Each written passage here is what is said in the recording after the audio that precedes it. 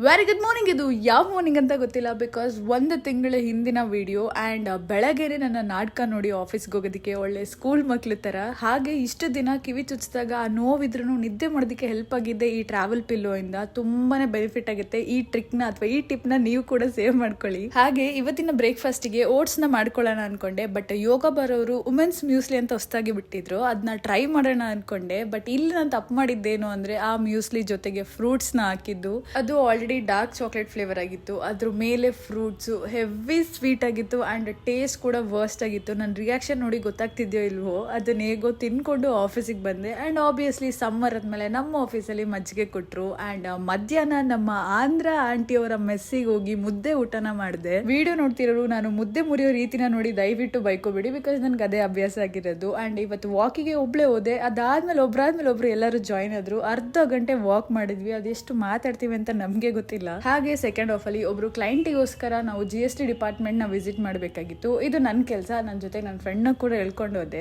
ಯಾಕೆ ಗೊತ್ತಿಲ್ಲ, ಗೌರ್ಮೆಂಟ್ ಆಫೀಸ್ಗಳಲ್ಲಿ ಡಿಪಾರ್ಟ್ಮೆಂಟ್ಗಳಲ್ಲಿ ತುಂಬಾ ಕಾಡಿಸ್ತಾರೆ, ಹಾಗೆ ತುಂಬಾ ಕಾಯಿಸ್ತಾರೆ. ನಮ್ಮ ಕೆಲಸ ಮುಗಿಸ್ಕೊಂಡು ಹಾಗೆ ಅವ್ರನ್ನ ಬೈಕೊಂಡು ಹೊರಗೆ ಬರ್ತಾ ಒಂದು ಒಳ್ಳೆ ಜುಮ್ಕಿನ ತಗೊಂಡು ಬಂದೆ.